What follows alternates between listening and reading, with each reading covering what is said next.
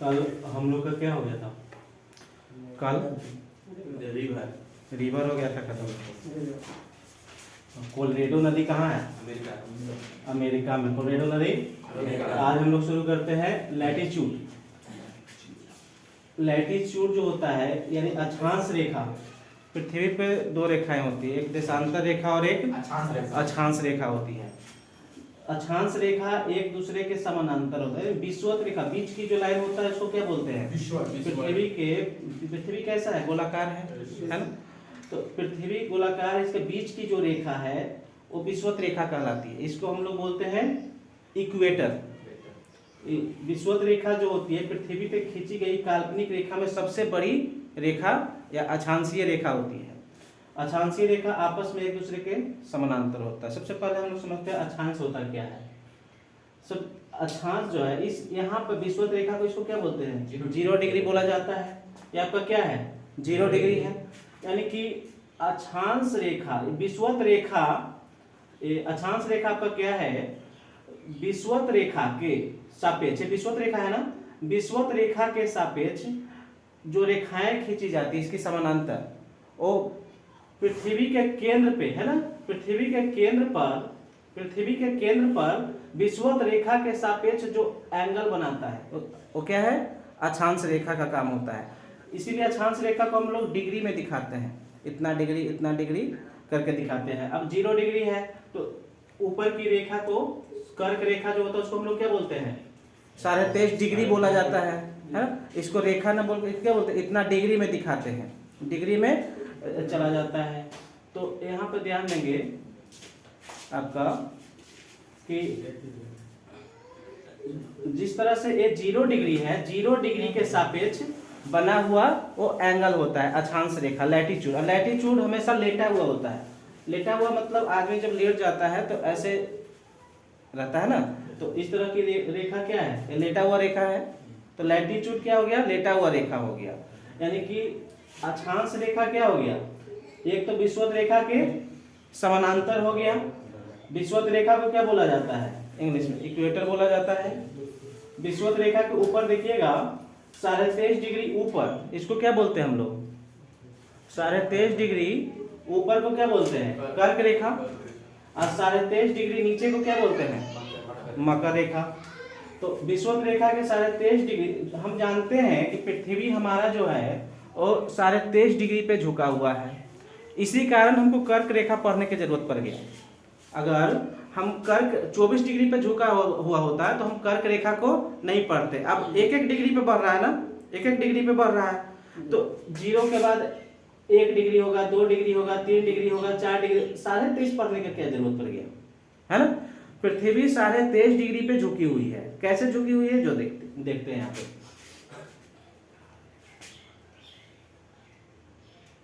ये आपका पृथ्वी है, ये विषुवत रेखा है, ठीक है, 0 डिग्री।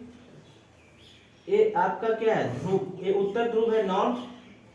ये क्या है? साउथ पोल, दक्षिण ध्रुव है। ये आपका उत्तर ध्रुव है, दक्षिण ध्रुव है। पृथ्वी जो है अगर हम बीच से अगर लाइन खींचते हैं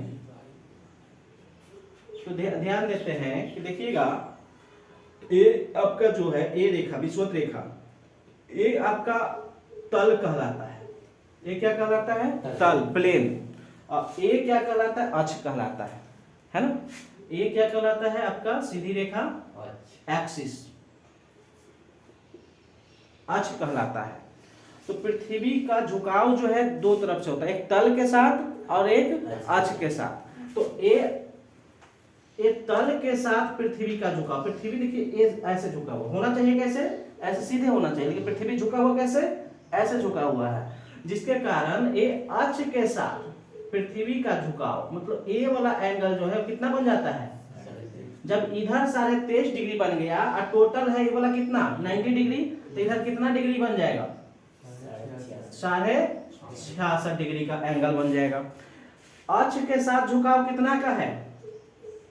अक्ष के साथ 23.5 डिग्री का, और तल के साथ 66 डिग्री का। क्लियर। पृथ्वी का अक्ष के साथ झुकाव कितना है? 23.5 डिग्री का। तल के साथ 66 डिग्री का। ये चीज समझ क्या? तल के साथ उठा हुआ है। कहाँ तल के साथ उठा हुआ है? तल है वहाँ। देखिए ये देखिए, अभी इसका ये हम बीच का लाइन खींच देंगे, बीच का लाइन खींच देंगे यहाँ पे, तो देखते हैं ये आपका 90 डिग्री यहाँ होना चाहिए ना, तो ये आपका अक्ष है ना, अक्ष के साथ 23.5 डिग्री। हाँ ये 23.5 डिग्री का इधर ऐसे झुका हुआ है। तल के साथ उठा हुआ। हाँ तल के साथ ऐसे है। ठीक है, तो ये क्या है? 66 डिग्री है। अब हम लोग समझते हैं, ये तो आप इन चीजों को समझ गए, अक्ष के साथ क्या झुकाव है और तल के साथ क्या झुकाव है। अब देखते हैं, सूर्य जो हमारा चमकता है वो कर्क रेखा से मकर रेखा के बीच में ही रहता है। सूर्य कहाँ होता है? कर्क रेखा से मकर रेखा के बीच में। यहाँ कर्क आपका एक कर्क रेखा है 23.5 डिग्री, ये आपका क्या है? मकर रेखा है। लेकिन ध्यान दीजिएगा यहाँ पे, जब विषुवत रेखा वाला एरिया है, जब यहाँ पे सूर्य है तो जब कर्क रेखा को देखेगा तब भी विषुवत रेखा को देखेगा, जब सॉरी कर्क रेखा ऊपर कर्क रेखा को देखेगा तब भी विषुवत रेखा को देखेगा, और आपका यहाँ मकर रेखा को देखेगा तब भी क्या करेगा? विषुवत रेखा। यानी विषुवत रेखा पर टेम्परेचर कैसा रहेगा? हमेशा गर्म रहेगा, हमेशा गर्म रहेगा। विषुवत रेखा पे देखेगा तो विषुवत रेखा पे देखेगा वो तो और ही गर्म रहेगा। यानी कि विषुवत रेखा पर ताप कैसा रहेगा? उष्ण रहेगा। इसको भूगोल के भाषा में क्या बोलेंगे? गर्म को उष्ण बोलेंगे ना, गर्म को क्या बोलेंगे? उष्ण बोलेंगे। तो सबसे पहले देखिएगा, अक्षांश जो आपस में होते हैं, अब यहाँ पर 0 डिग्री अक्षांश है, इसके ऊपर एक अगर लाइन खींच दे तो 1 डिग्री ले ले, अगर ये 1 डिग्री है, इस तरह से बढ़ते जाएगा तो प्रत्येक डिग्री के अंतर देखेंगे तो एक अक्षांश से दूसरे अक्षांश के बीच का अंतर कितना होता है? 111 डिग्री का, 111 किलोमीटर का होता है। एक अक्षांश से दूसरे अक्षांश के बीच की दूरी 111 किलोमीटर के होते हैं। तो ये चीज देखते हैं यहाँ पे, एक अक्षांश और दूसरा अक्षांश के बीच की दूरी कितनी है? 111 किलोमीटर है। तो ये आपका जो है जिसमें हम लोग उष्ण बोल रहे हैं, तो यहाँ पर टेम्परेचर हमेशा क्या होगा? गर्म रहेगा। इसको इंग्लिश बोला जाता है torrid zone. Torrid zone, torrid zone इसको बोलते हैं टॉरिड जोन। यहाँ पर टेम्परेचर हमेशा हाई रहेगा, इसलिए ये जो भाग है 111 किलोमीटर वाला जो एरिया है, समझ रहे हैं, ये आपस में क्या कहलाते हैं? कटिबंध कहलाते हैं। एक अक्षांश से दूसरे अक्षांश के बीच की दूरी जो होता है क्या कहलाता है? कटिबंध कहलाता है। तो जो गर्मी वाला में रहेगा, उष्ण में रहेगा, उसको क्या बोलेंगे? उष्ण कटिबंध। क्या बोलेंगे इसको? उष्ण कटिबंध। समझ रहे हैं चीजों को? इसको क्या बोलेंगे? उष्ण कटिबंध। इसके ऊपर देखेंगे तो ये वाला भाग है, जब सूरज की रोशनी आपका यहाँ मकर रेखा पर है, ठीक, तो यहाँ पर तो ठंड रहेगा।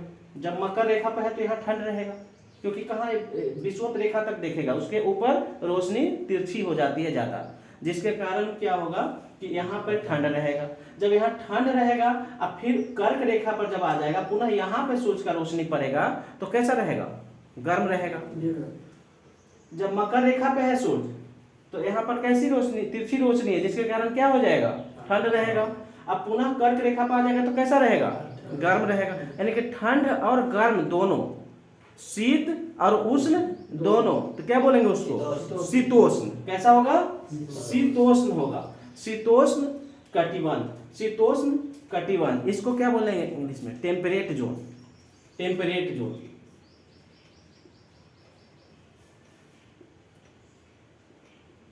टेम्परेट जोन, जहां पर गर्म भी रहेगी और ठंडी भी रहेगी।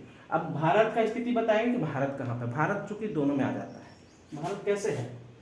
यहीं पर एक तो इसको क्या बोलेंगे? ऊपर वाला विषुवत रेखा क्या काम करता है? पृथ्वी को 2 भागों में बांट देता है, एक नॉर्थ और एक साउथ।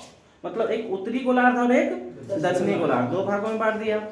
तो उसी तरह से भारत की स्थिति अगर देखेंगे तो उत्तरी गोलार्ध में तो है, लेकिन उत्तरी गोलार्ध में कहाँ है, पूर्वी देशांतर, और भी उत्तर पूर्व में है। कहाँ है, उत्तर पूर्व में है। तो उत्तर पूर्व आपका यहाँ इस वाला एरिया में आ जाएगा। तो इस एरिया में भारत आएगा, तो भारत का कुछ भाग किस में हो जाएगा, दक्षिण वाला भाग उष्ण में हो जाएगा, उत्तर वाला भाग शीतोष्ण में हो जाएगा। तो इसीलिए भारत में देखते हैं कि जम्मू कश्मीर में क्या होता है, ठंड रहता है। या हम लोग उत्तर भारत में, बिहार की स्थिति क्या है, बिहार भी तो लगभग उत्तर भारत में ही आ जाता है ना। दक्षिण भारत में प्रायद्वीपीय भारत जो है लगभग उसके नीचे का सब कहाँ चला जाता है, दक्षिण भारत में। केरला हो गया, तमिलनाडु हो गया, सब कहाँ चला जाएगा, दक्षिण भारत में। तो वहाँ पर टेम्परेचर हमेशा हाई रहता है, जिसके कारण वहाँ के लोग क्या दिखते हैं, जहाँ टेम्परेचर हाई रहेगा वहाँ के लोग ज्यादातर काले काले दिखते हैं। अब वस्त्र भी जो होता है ना, भूगोल के अनुसार ही लोग पहन लेते हैं। अब मान लीजिए कि जहाँ पर गर्मी ज्यादा रहेगा वहाँ लुंगी लोग पहनते हैं ताकि हवादार हो, है ना। अब वहाँ पर जीन्स पहन के चलेंगे तो गर्मी निश्चित रूप से ज्यादा लगेगा, एक तो गर्मी पहले से है, ऊपर से और गर्मी लगेगा। तो इसलिए वहाँ का ड्रेस क्या बन गया, लुंगी बन गया है। समझ रहे हैं बात। तो वस्त्र भी जो होता है वो भी ज्योग्राफी से रिलेटेड, वस्त्र ही नहीं पर्व त्योहार भी होता है ना, वो भी ज्योग्राफी से रिलेटेड होता है। अब बताइए जो मियाँ जी में होता है, मियाँ जी में जो रोजा तोड़ा जाता है तो वो लोग खजूर से तोड़ते हैं। अब खजूर से क्यों तोड़ते हैं, भाई सऊदी अरब वाले, वहाँ सऊदी अरब में क्या होता है, खजूर ही ज्यादा होता है, तो खजूरे से ना तोड़ेंगे। हम लोग कोई भी पर्व त्योहार में नारियल चढ़ाते हैं, ये जीवन मिल जाता है, आराम से मिल जाता है नारियल, इसीलिए तो नारियल चढ़ाते हैं, है ना। छठ पूजा करते हैं तो केला वगैरह रहता है। तो जो चीज आसानी से मिल जाता है, यानी ज्योग्राफी के अनुसार हम लोग का त्योहार भी बट गया है। समझ रहे हैं। तो क्या है, तो ये आपका शीतोष्ण कटिबंध हो गया। भारत का कुछ भाग उष्ण, कुछ भाग शीतोष्ण में आ जाता है।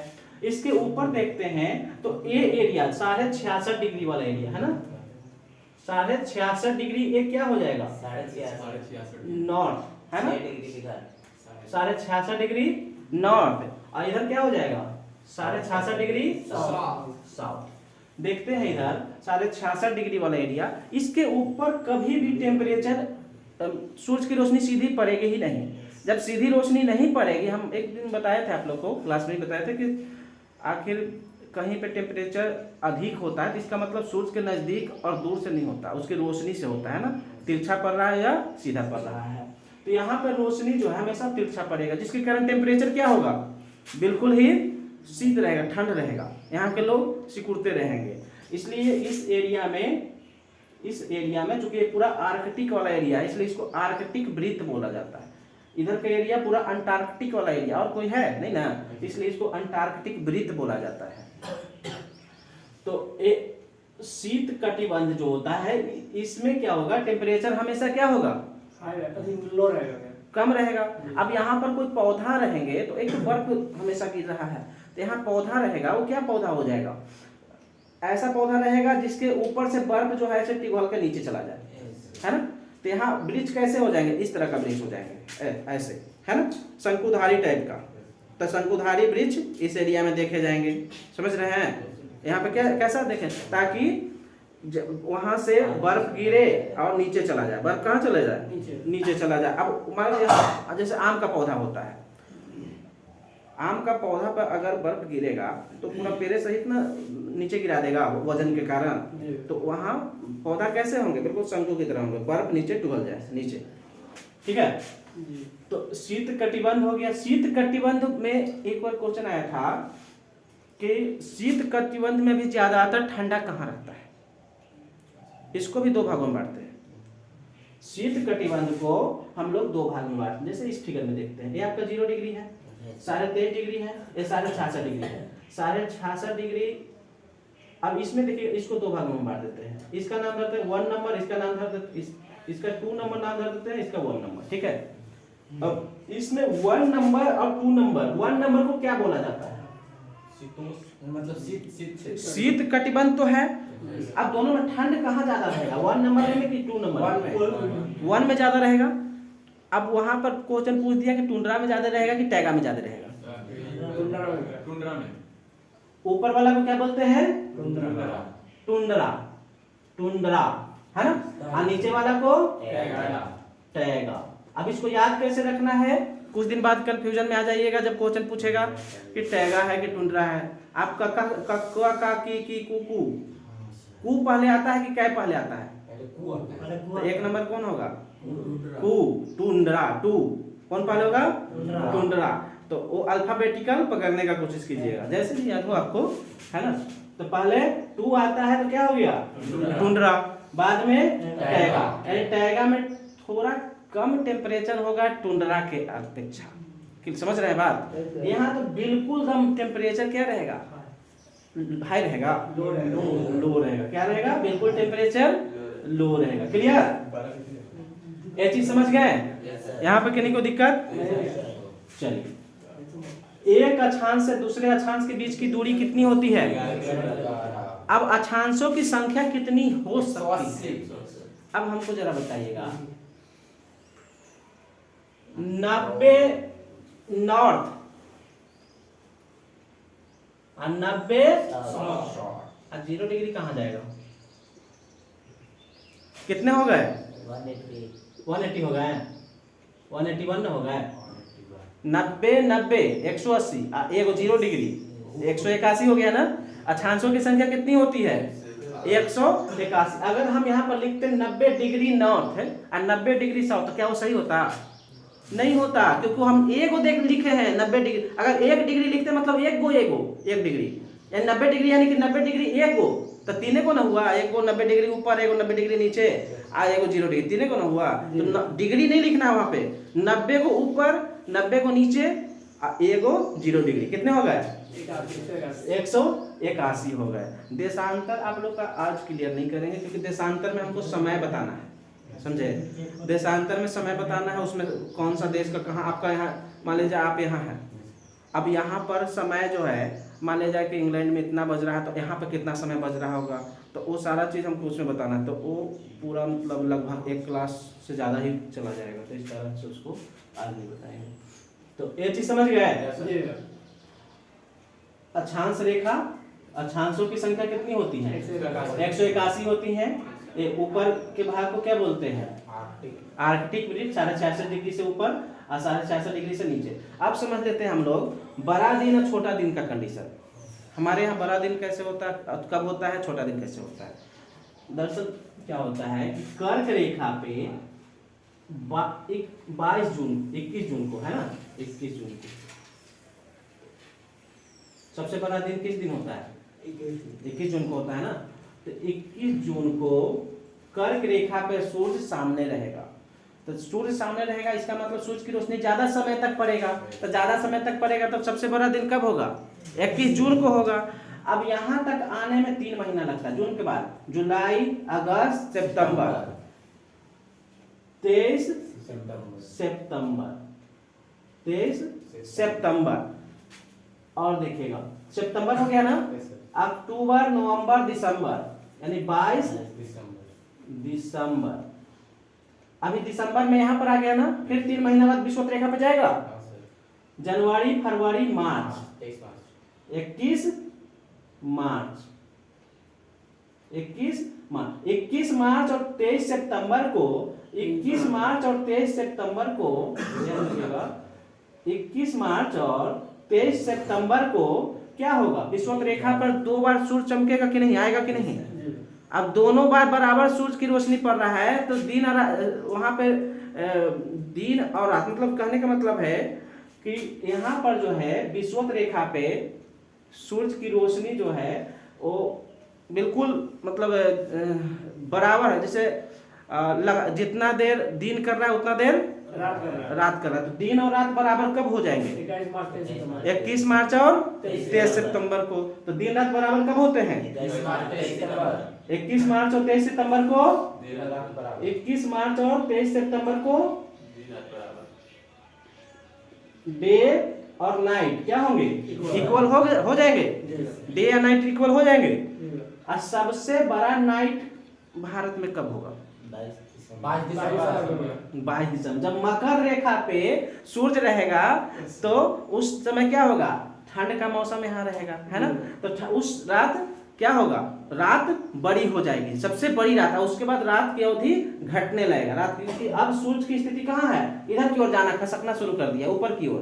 तो वो 22 दिसंबर के बाद क्या होता है, दिन जो है और रात की अवधि क्या होता है, घटने लगता है, और दिन की अवधि बढ़ने लगता है। अब दिन, सबसे बड़ा दिन कब होगा, 21 जून को। 21 जून को अगर दिन जो है सबसे बड़ा होगा तो रात सबसे छोटा होगा। 21 जून को डे क्या होगा, बड़ा होगा, डे क्या होगा, बिग होगा, बड़ा होगा। तो रात क्या होगी, नाइट स्मॉल हो जाएगी ना, छोटी हो जाएगी। और रात बड़ा कब होगा, 22 दिसंबर को होगा। तो ये चीज को समझ रहे हैं, क्लियर।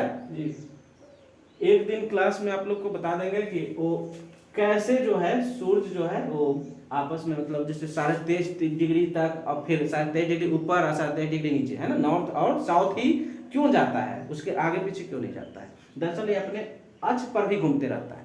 पृथ्वी क्या है, अपने अक्ष पर भी घूमता है, और सूर्य के भी चारों ओर घूमता है। कैसे घूमता है, पश्चिम से पूर्व की ओर घूमता है। तो अब मान लीजिए ये अपने अक्ष पे घूम रहा है ना, पश्चिम से पूर्व की ओर, पश्चिम से पूर्व की ओर, ऐसे। जब क्लॉकवाइज घूमेगा, ऐसे क्लॉकवाइज घूमेगा, तो इसका मतलब क्या हुआ, इधर से इधर क्या आता है, पूरब है ना, तो पूरब से पश्चिम हो गया। लेकिन एंटी क्लॉकवाइज जब घूमेगा तो ऐसे घूमेगा ना, यानी पृथ्वी कैसे घूमती है, एंटी क्लॉक, पश्चिम से पूर्व की ओर, तो ऐसे घूमता है। ये अपने अक्ष पे, एक बार तो अपने अक्ष पे घूम रहा है, समझ रहे हैं, एक बार अपने अक्ष पे घूम रहा है, एक परिक्रमा, ये अपने अक्ष पे घूम रहा है, इसका मतलब इसको क्या बोलेंगे, घूर्णन। घूर्णन, अपने अक्ष पे घूमने को घूर्णन बोला जाता है। क्या बोलते हैं, घूर्णन, रोटेशन। क्या बोलेंगे, अपने अक्ष पे घूमने को रोटेशन। इसी को दे देगा कभी कभी परिभ्रमण। गतियां दो होती है, एक घूर्णन गति और एक परिक्रमण गति। नहीं, घूर्णन गति को ही आपको परिभ्रमण गति बोलते हैं ना, रोटेशन, उसको बोलते हैं रिवोल्यूशन। जब परिक्रमण को बोलते हैं रिवोल्यूशन। तो ये चीज समझ गए। इसको टॉरिड जोन, इसको टेम्परेट जोन। और शीत जो रहता है, बहुत ज्यादा शीत है, जहां पे बर्फ जमा हुआ है, तो बर्फ यानी उसको क्या बोलेंगे, फ्रिजिड जोन, बिल्कुल एकदम फ्रीज है, फ्रिजिड जोन। इसको क्या बोलेंगे, फ्रिजिड जोन। यहाँ पूरा बर्फ जमा, फ्रीज होता है ना, फ्रीज समझिए, उसी से बना फ्रिजिड जोन। तो एक पूरा बर्फ यहाँ पे जमा हुआ होता है। क्लियर, कोई दिक्कत है।